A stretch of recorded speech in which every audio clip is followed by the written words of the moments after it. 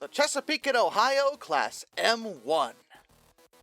What the heck is that thing? These were a group of 3 steam turbine locomotives. Oh yes, steam turbines. Heck yeah.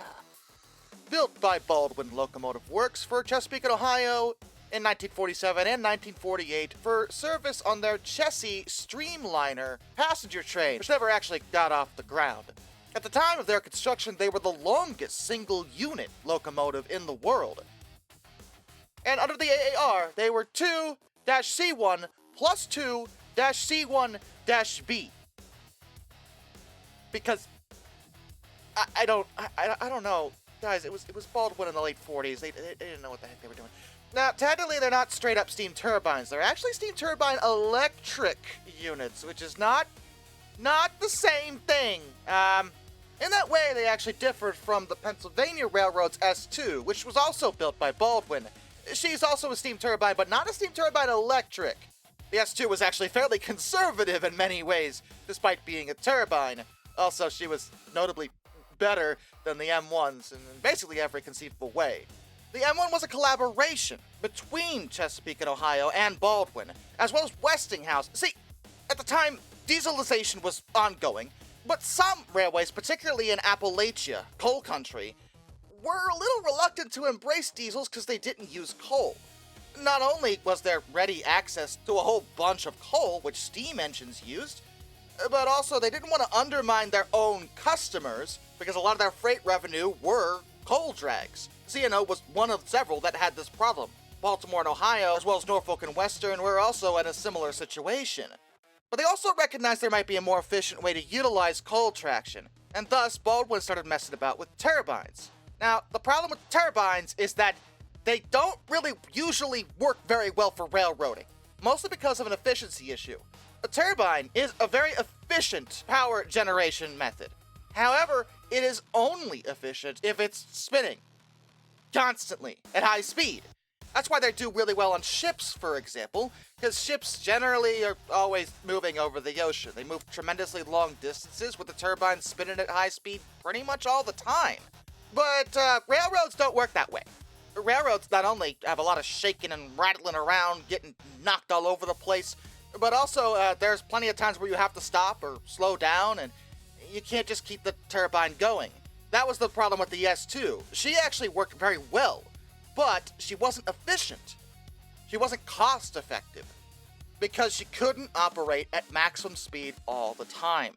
The M1s likely would have also had this issue, but their problems went far beyond that. As I mentioned, these aren't straight up steam turbines, these are steam turbine electrics. The Westinghouse turbine within the engines drove 4 direct current generators that were mounted in pairs. Each one of those generators produced 1,000 kilowatts and altogether powered a total of 8 traction motors which drove the engine forward. The layouts are also really weird, as if the wheel arrangement didn't already suggest that. Their boilers were in the rear, and the coal bunker was in the front. It was backwards. And also, yes, a coal bunker, meaning, okay, I know they have several different components, but are these tank engines? Because the whole thing is considered one engine. So couldn't you call them tank? You know what, I don't even care. It's weird. They're very, very weird. And on paper, a lot of it did make sense. See, the turbine generator drive system did have fewer moving components, and Baldwin thought that that meant that there would be less maintenance involved than conventional steam engines. And again, on paper, yeah, probably. They were also pretty fast. The turbine's power output was 6,000 horsepower, though the generators could only go up to 4,960. However, they ran at a boiler pressure at 310 psi, which technically does qualify them as high-pressure steam locomotives, though just barely, and they could hit 100 miles per hour. Their throttles had 11 settings, ranging from 1, which was idle, to 11, which was full speed. Though they basically never went at their maximum speed because there were speed restrictions of 75 miles per hour. If you don't include R&D, the 3 locomotives cost a total of $1.6 million. But as I mentioned, the chassis train that they were supposed to haul never materialized. It was canceled in 1948 prior to the first run. The M1s were meant for that train, and that no longer existed. So instead they put them between Clifton Forge and Charlottesville, Virginia, and then they proceeded to break. All the time. See, it wasn't just the efficiency issue with them. That was bad enough. However, there were a lot of major flaws in their design.